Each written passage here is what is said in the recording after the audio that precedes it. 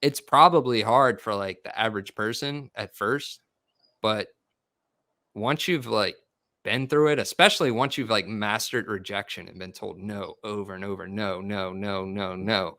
Like for one, you're not afraid of being told no anymore.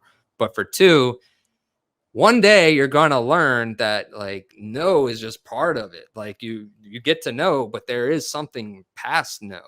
You know, a lot of people think no is like the end. Oh, they said no, so I left. It's like, okay, yeah, you got to know. Cool. Let's talk about why. You know, why is it no? Like, how many no's did you turn into a yeah though? Like how many no's actually turned into a yeah 6 months, yes, 6 months down the road though?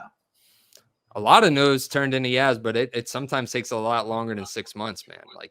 And that's the other thing. You're playing the long game. So if I'm going out there and I'm gonna try to get 10 a month, let's say, that's not even including all the seeds that I've planted that may turn into a yes 6 months, a year, maybe even multiple. I mean, there are places that I've been trying to get for 10 years that maybe I just got.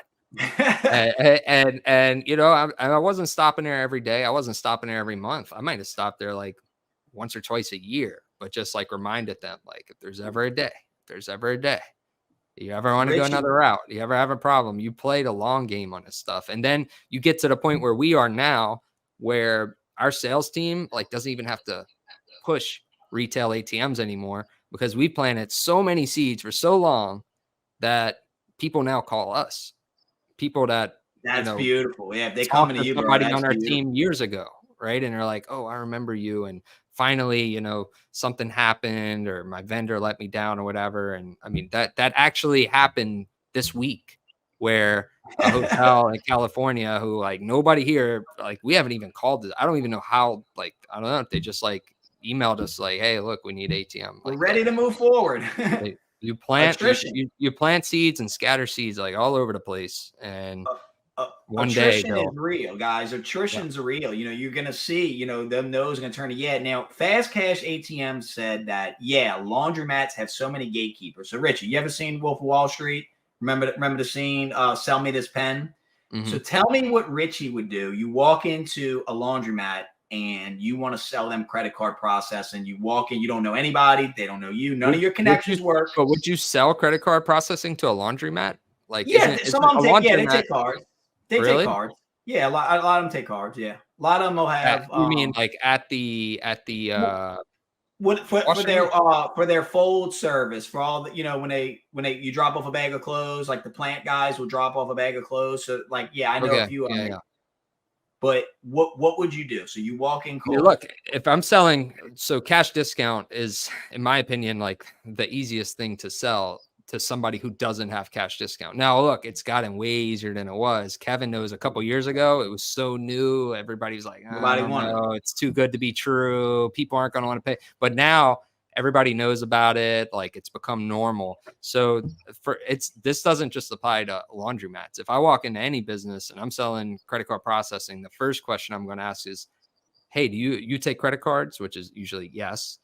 How much is that costing you? Like, how much are you paying for credit cards? And I'm like, well, you know, I'm paying whatever, $3,000, $4,000 a month in credit card processing. I'm like, okay, so you're paying like $50,000 a year to the credit card company, right? Yeah.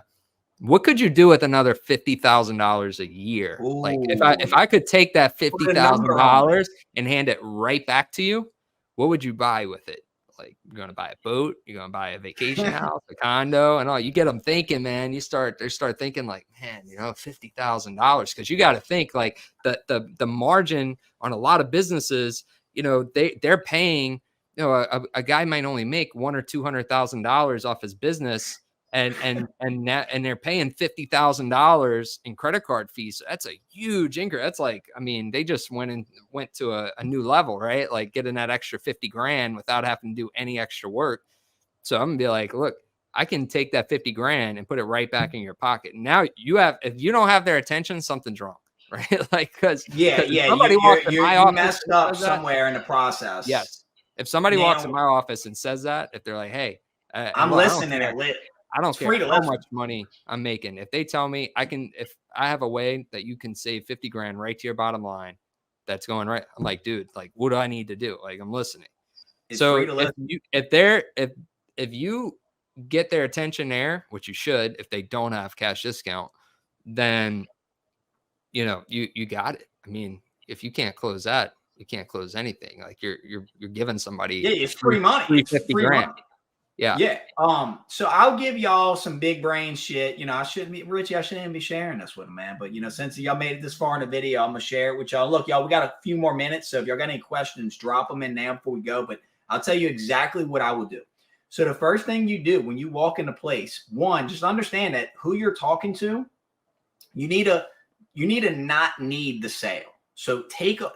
It's going to take pressure off of you. It's going to take pressure off that. And no one wants to be sold anything. So think of it like being a doctor.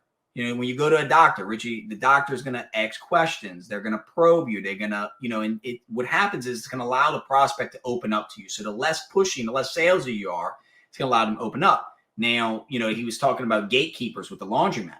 Well, let me tell you the best way to get past a gatekeeper. Walk straight up to them and politely say, hey, here to talk to the owner about the credit card processing account. I don't know what it is, Richie. When you say account at the end of anything, dude, they think that you're, you know what I'm saying? They don't know what it's in reference to. They just hear the credit card processing account. So they just fold over and they just bring you to whoever. But like Richie said, you need to get to that value proposition fast because these are business owners. And like the last thing a business owner wants to do is you to waste his time. So if you can show him and articulate significant savings, they're going to at least listen to you.